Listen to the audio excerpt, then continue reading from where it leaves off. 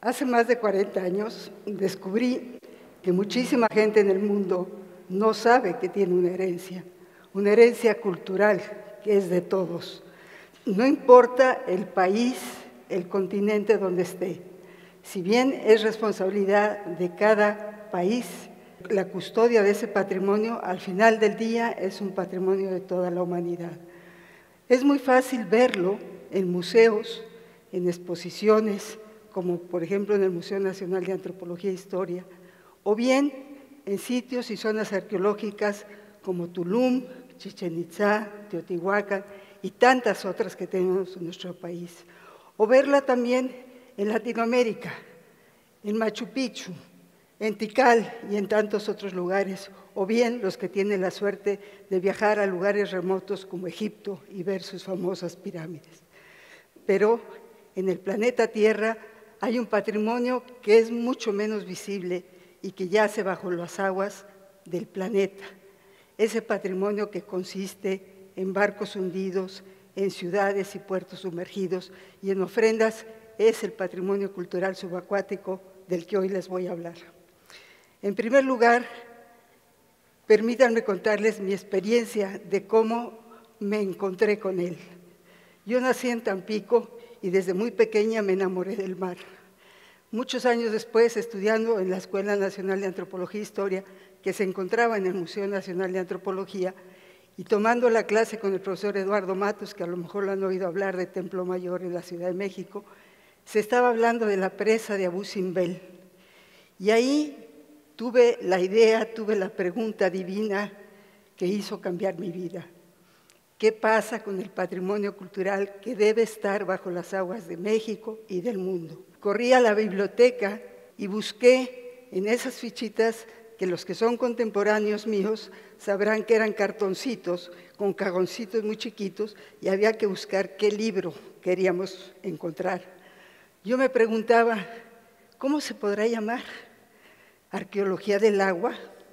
¿Hidroarqueología? Y ahí buscando, encontré un solo libro que se llamaba Underwater Archaeology, escrito por el doctor George Bass, padre de la arqueología subacuática en el mundo. Por supuesto, me lo devoré, me alegré de saber que existía una disciplina, la arqueología subacuática, que se encargaba de estudiar el patrimonio cultural sumergido. Ahí me di cuenta también que muchas de las esculturas que vemos en los museos, sobre todo de Europa, venían del Mediterráneo y que algunas de esas figurillas, como las lamparitas de aceite, sirvieron para ratificar o rectificar datos que venían de investigaciones de tierra. Poco tiempo después me encontré que esta era mi verdadera vocación y que a eso quería dedicar mi vida. Con el ingenio de una estudiante de 20 y tantos años, me atreví a buscar, no existía el Google, no existía Internet, evidentemente, pero encontré la dirección del doctor Bass y le escribí desde el corazón. Y le dije que en México teníamos un patrimonio y que quería que me ayudara para poderlo proteger. Para mi sorpresa aceptó, vino, estuvo un mes con nosotros, nos enseñó las técnicas y los métodos del trabajo de arqueología terrestre aplicados a las aguas. Mucho menos imaginé que unos años más tarde él me iba a invitar a trabajar en Turquía, donde tuve la oportunidad de trabajar en un barco bizantino, en un barco helénico, y que de ahí se me iban a abrir las puertas del mundo para trabajar en una ciudad hundida en Jamaica, para trabajar en un barco del siglo XVI en las Bahamas. Me pude haber quedado trabajando en el mundo, pero decidí volver a mi tierra, a México.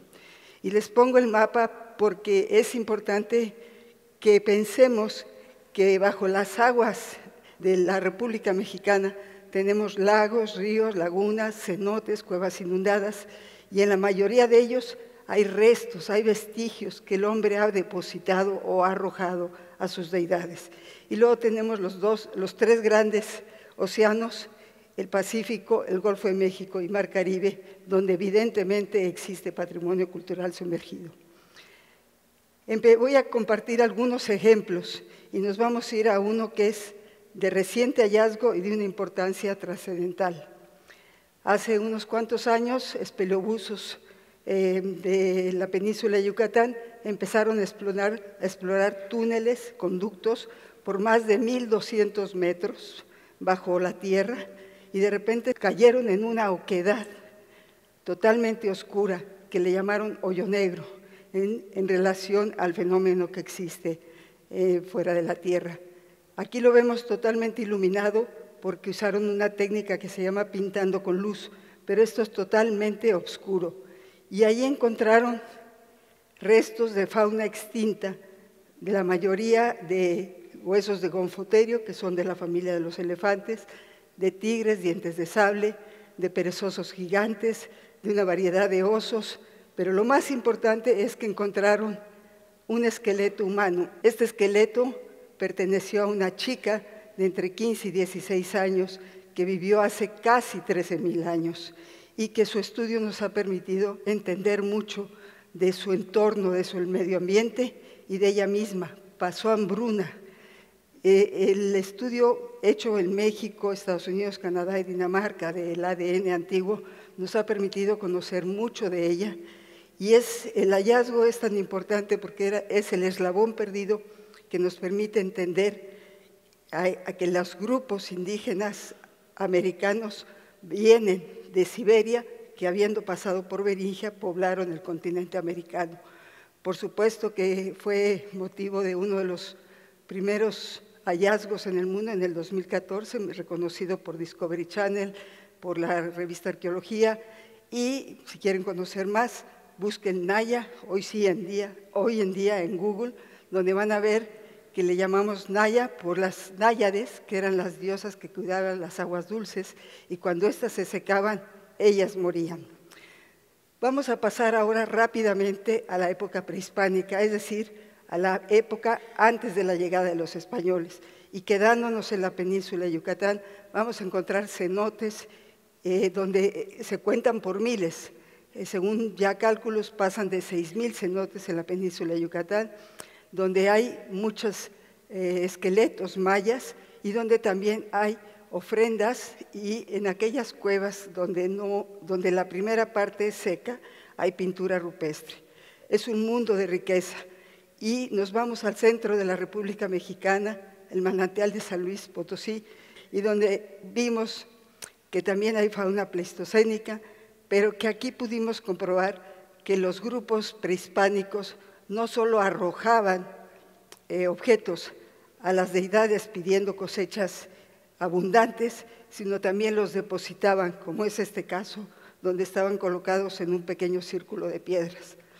Seguimos viendo ese patrimonio prehispánico, pero ahora en lo alto de las montañas, en el Nevado de Toluca. En el cráter hay dos lagos, el del Sol, que es el que vemos a la derecha, y el de la Luna, donde los grupos ofrendaban a sus deidades, y encontramos copal, que es el incienso, es un producto de los árboles, y es el incienso prehispánico para adorar a esas deidades, y encontramos cetros de madera como rayos ceremoniales y también puntas de maguey con lo que se hacían autosacrificios. Vamos ahora al otro gran universo de estudio que tiene México, que son sus mares. En el Océano Pacífico voy a nombrar un caso que es el del galeón de Manila o la nao de China, y que hubo una navegación ininterrumpida de 250 años entre Acapulco y Manila. ¿Y quién no ha disfrutado un mango de Manila?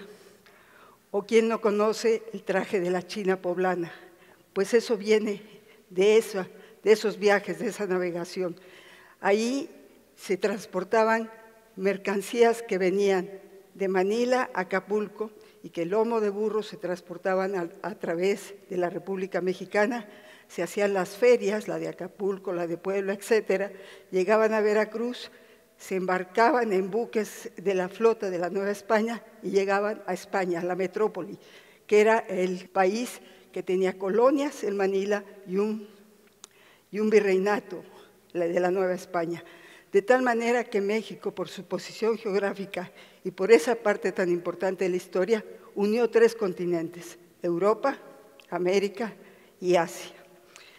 Y bueno, ahí encontramos a lo largo de más de 11 kilómetros y medio entre dunas, muchos fragmentos de porcelana china, de metales, de monedas, de terracota, de cera, un perro de fo, en fin, una serie de elementos que se están investigando porque son la carga de uno de estos galeones muy tempranos, muy tempranos, de 1575.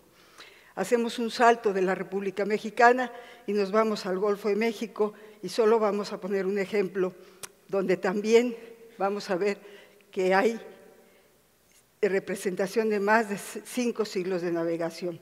En este caso encontramos un cañón de hierro y otro de bronce, que es en su tipo el más antiguo encontrado en el hemisferio occidental. Lo importante de estos descubrimientos es que no son para nosotros. Estos descubrimientos nos tienen que llevar a interpretarlos para darlos a conocer. Entonces descubrimos que este cañón es el más antiguo en su tipo descubierto en el hemisferio occidental y está en un museo en Campeche, en San José el Alto.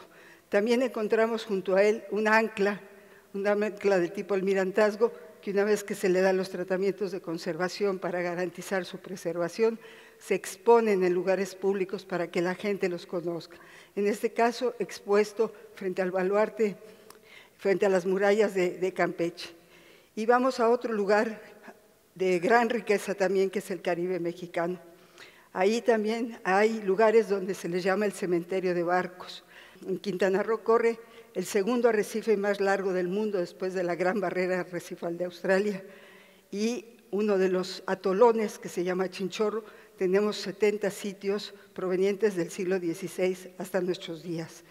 En algunos casos son estructuras totalmente sumergidas, en otros casos son visibles, y en todos los casos de los que he mencionado hay que hacer un trabajo sistemático de investigación, de registro, de excavación, que es lo que nos permite tener ese registro que eventualmente nos va a dar la oportunidad de interpretar el evento que estamos estudiando, para conocerlo, para publicarlo, para compartirlo.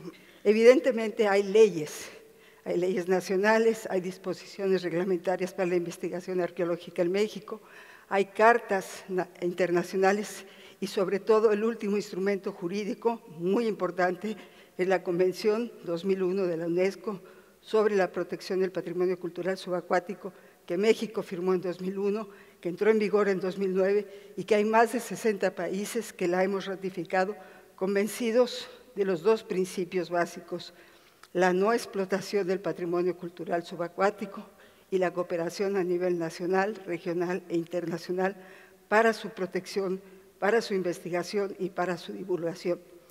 Indiscutiblemente hemos intentado dar a conocer por más de 36 años la existencia del patrimonio cultural subacuático y de la disciplina que se encarga de estudiar lo que es la arqueología subacuática.